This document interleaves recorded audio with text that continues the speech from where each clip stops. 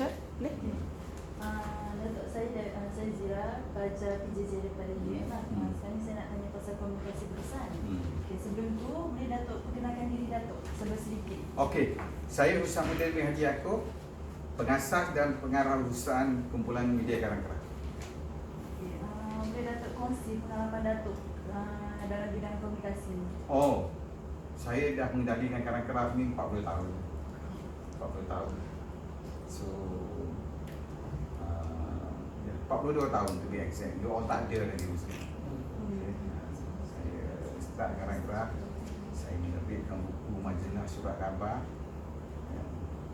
42 tahun. 20 tahun. You all tak ada lagi semua. Datuk boleh ceritakan sikit evolusi komunikasi dari dulu, mula-mula you dalam bidang komunikasi ni sehingga sekarang dah jadi digital communications. Oh, okey, dulu semasa saya mula-mula start bisnes ni, orang Malaysia ni, orang Melayu terutama tak suka baca. Kan, tak suka baca pasal masa tu buku tak banyak ada, majalah pun tak banyak, surat khabar pun tak banyak. So dan kalau dulu setiap kalau seseorang yang suka membaca tu, kalau dia nak bina satu-satu pemikiran, dia akan biasanya dia baca surat khabar, majalah, jurnal, buku, ensiklopedia, baru dia form satu-satu idea. Ya. Lepas tu kalau dulu satu-satu trend tu dia akan kekal lama. Kan, satu-satu kekal. Misal kata orang suka pada seluar jeans, mungkin 10 tahun, 20 tahun baru fashion tu berubah. Jadi sekarang bila zaman digital ni, orang baca Twitter 140 karakter ataupun sekarang 280 karakter, dia dah form satu opinion. Dan sama juga tabiat membeli ke. Dulu kalau satu-satu produk dalam market tu dia boleh bertahan 10, 15, 20 tahun. Dia boleh bertahan. Dan sekarang semenjak zaman digital ni, setengah restoran 3 bulan je popular. Lepas tu habis. Kan? Produk pun sama. Orang berubah cita rasa tu terlampau cepat. Dan sekarang macam saya cerita tadi kan, orang dulu baca buku, sekarang orang dah tak baca buku. Kurang baca.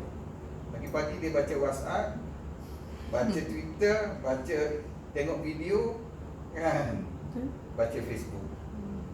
Dan semua tu pendek-pendek ringkas. Dan orang cepat menghukum. Kan, penilaian tu singkat sangat. Ini evolusi lah yang saya lihat dalam sepanjang. Jadi satu-satu trend tu, ya macam dulu kalau saya buat satu majalah, dia boleh tahan sampai 20-30 tahun. Orang ikut, kan? Sekarang satu-satu orang tu dia popular sekejap je. Satu website ke apa sekejap dia hilang kan? Maknanya dalam industri komunikasi ni, diorang kena sentiasa come up with benda yang baru lah. Dia cepat berubah. Setiap hari kena. Dari dinamika dia tu laju sangat lah. Laju sangat lah. Jadi maknanya you kena sentiasa berjaga. Baik. Dalam banyak-banyak perubahan ni, ada tak benda yang tidak berubah dalam bidang komunikasi ni? Dari segi macam akhbar contohnya, penyampaian berita tu, cara berita tu disampaikan, fakta tu tetap sama. Tapi dalam banyak-banyak perubahan yang berlaku, apa yang masih kekal? Saya rasa yang kekal orang, tapi bukan semua orang. Masih ada golongan yang besar yang masih suka kepada credibility. Benda yang credibility. Setengah orang dia suka pada sensasi, setengah orang dia suka pada credibility. Kan? Jadi yang credibility itu saya rasa masih tak berubah. Kan? Baik. Tajuk assignment ni adalah peranan media dalam komunikasi secara komunikasi berkesan dalam menyampaikan maklumat kepada pengguna. Macam mana tu komen tu? Okey, sekarang kalau peranan media dia kena dalam bentuk multi platform. Kalau dulu orang sampaikan melalui surat khabar aja, atau selalu majalah saja, atau dalam TV aja, atau dalam radio aja. Sekarang dia kena 360 darjah. Satu-satu mesej tu harus disampaikan dalam bentuk surat khabar, dalam bentuk digital, dalam bentuk TV, dalam bentuk pelbagai lah, multi platform. Jadi itu akan jadi lebih efektif. Jadi kalau kita tengok contoh kenapa Sinar Harian dia bertahan walaupun surat khabar lain jatuh ke apa, kerana dia ada multi platform. Dia ada sinar online, dia ada digital, ada version ni, dia ada version print. Ada juga yang macam portal-portal. Dia kenapa dia tidak ada berapa, tidak kredibiliti dia dipertikaikan, kerana mungkin dia portal aja, dia tak ada print. Jadi selain tu kita tahu dulu it's a one way communication, maknanya media melaporkan itu je lah, feedback tu sampai tapi tak banyak. Sekarang ni immediately dengan komen, dengan respon daripada pembaca. Boleh Datuk komen sikit itu lebih efektif. Pasal sekarang bila interaktif, connectivity antara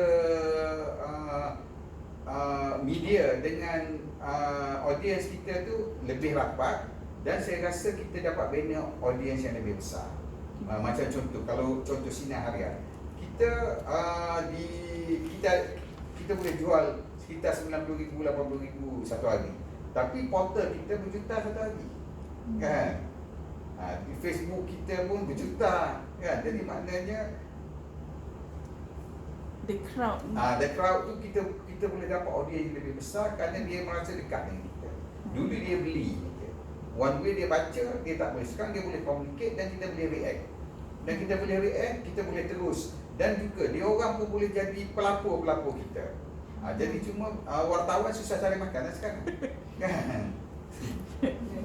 Wartawan tak boleh nak pusing lah benda tu dah berlaku. Pasal kita dah dapat boleh cross check. Kadang-kadang information tu daripada public kita dapat lebih cepat daripada wartawan di lapangan. Baik. So dengan keadaan sekarang lah, dengan COVID, banyak a lot of apa yang biasa kita buat di luar, kita buat almost 90% dah jadi digital. So communication tu how important, penting tak dari segi cara reporter menyampaikan beritanya. Dulu dia boleh call je, dia boleh WhatsApp. Now dia tak ada choice, dia kena call, dia kena WhatsApp, dia tak payah balik office. Ya. Tapi saya rasa pasal sekarang Sinar ni kita mendahului. Mula-mula kita start 14 tahun dulu, kita dah start pakai, kita di antara yang first pakai PDA, pakai apa komunikasi tu. Jadi maknanya dia dah jadi satu perkara biasa bagi kita. Di Sinar ni. Daripada awal 14 tahun tu kita first yang ada mobile, kita ada pejabat, kita ada kancil, yang di kancil tu ada phone, kan. Jadi kita tak ada cameraman, reporter sendiri kena laporkan. Kita dah digital tu, kita dah betul. Itu sebab kita boleh bertahan. Itu sebab sekarang kita mengatasi harap metro, mengatasi semua, pasal kita mendahului zaman. Okay. Jadi mungkin Datuk boleh setuju sikit lah tentang komunikasi ni, dalam bidang komunikasi itself. In order to achieve, orang kata a complete communication, benda tu you have to be beyond the trend now. Yes. Maksudnya you have to be about 10 Yes. 10 years Memang ahead. ahead of your time. Kita selalu kena mendahului. Jadi maknanya sebelum orang adapt teknologi tu, kita sendiri dah kena adopt teknologi tu. Tapi dengan teknologi komunikasi sekarang, dia ada juga meng-createkan satu gap, generation gap di rumah. Mana ibu ayah nak communicate dengan anak pun kadang dia WhatsApp je. Dia Saya rasa itu bergantung pada ketua keluarga. Kan, itu bergantung pada ketua keluarga. Jadi maknanya saya rasakan komunikasi sepatutnya kita guna alat komunikasi ni untuk sambung dengan yang jauh. Kan? Tapi dalam keluarga kita mesti maintain kemanusiawi kita tu. Dia bergantung pada keluarga. Jadi sekarang dia bukan salah teknologi, salah ketua keluarga tu tidak mengamalkan budaya berkomunikasi yang betul. Jadi maknanya saya rasa benda tu kita boleh create. Jadi maknanya kalau Nak cakap dengan ayah, mesti cakap direct. Jangan SMS. Saya tak akan layan. Contoh, kalau kita set the law, dia akan respect the law. Tapi kita sendiri yang communicate WhatsApp dengan anak kan. Jadi dia keluarga, institusi keluarga ni, dia berjaya tak boleh bergantung pada ayah. Law yang dia set. Maknanya dia orang nak ikut trend tu pun berpada-pada lah. Yes, dia sepatut kena nak komunikasi dengan anak dia yang belajar di London, okey, dia WhatsApp. Tapi kalau anak dia dalam rumah, dia kena panggil. Mari makan sekali. Itu Masa meja makan, jangan ada phone. Baik. Nak, kan? Jadi kita set rule. Jadi maknanya komunikasi berkesan itu bukan sahaja bergantung pada teknologi, tapi Tak ada. kaedah. Manusia dengan dia paling berkesan masih manusia dengan manusia. Sama juga sekarang orang Zoom meeting. Saya kalau Zoom meeting saya tak akan. Nak meeting saya pergi. Kan? Pakai topeng, jarak-jarak. Kan? So, mungkin Datuk boleh ulas sikit tentang pentingnya komunikasi berkesan tu di dalam institusi pekerjaan, di dalam family. Pentingnya. Saya rasa kita manusia, kita ada hati. Dan jadi maknanya bagaimana kita menguruskan hati.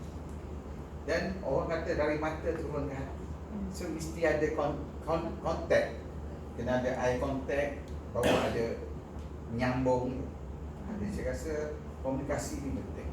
Jadi teknologi ni harus digunakan sebagai alat untuk memudahkan komunikasi, tapi bukan menghalang silaturahim tu. Jadi maknanya kalau contoh ke depan, kalau you tanya soalan saya jawab ini, you rasa macam mana? Kan itu aja. So bagaimana kita jadi kita kena gunakan semua teknologi ini sebagai alat. Okay, Zira ada nak tambah? Tak ada. Okey. Terkejut lah. Baik. Okey, Datuk 14 tahun dengan Sina harian sahaja 14 tahun. Dahulu penghantaran beritanya kaedah yang macam mana yang Datuk guna 14 years ago? Macam saya cakap tadi, kita mendahului zaman. Kita first organisasi yang pakai PDA. Reporter ambil gambar, pakai PDA, type berita atas PDA, send kepada kita. Jadi mungkin sekarang Datuk boleh be one of the boards yang advance lah in terms of apa yang pelajar generasi baru ni sedang belajar. Macam dahulu reporter dia belajar mascom je, dia tak pegang pun kamera. Dan cameraman ni pegang kamera je, tak pegang pen. Jadi dia kena multitasking. okey. Maknanya sekarang kalau dulu dia boleh gambarkan sebagai dalam tulisan. Sekarang dia kena visualize dalam bentuk video. Maknanya dia boleh. Jadi semua orang kena jadi Wan Zaliha Razi. Jadi maknanya semua orang kena multitasking lah. Even kita tengok CNN, dia bercakap kan semua pakai handphone saja. Jadi maknanya sekarang kita kena adapt. Jadi pasal sekarang kos tinggi. Kalau dulu kalau nak hantar reporter seorang, fotografer seorang. Sekarang tak payah fotografer. Kan? Pasal apa? Pasal dulu kalau tak hantar, phone tak boleh. Ambil gambar tak boleh. Ini sekarang boleh selfie kan? So kita guna teknologi sebagai alat. Tapi student dia kena betul-betul multitasking. Tapi basicnya dia mesti masih berapa why of the journalism tu kena practice juga. Walaupun teknologi ada. Mana kena check your facts betul. Credibility betul. You kena lapor benda yang betul. Values tu kena betul. Sistem nilai tak boleh berubah. So soalan ini tadi sistem nilai yang sebenarnya tak boleh berubah. Okay. Sistem ni ada the value system. Kejujuran apa semua kan. Okey. Tahan. Itu je. Dah siap dah. Dah siap? 5 minit je.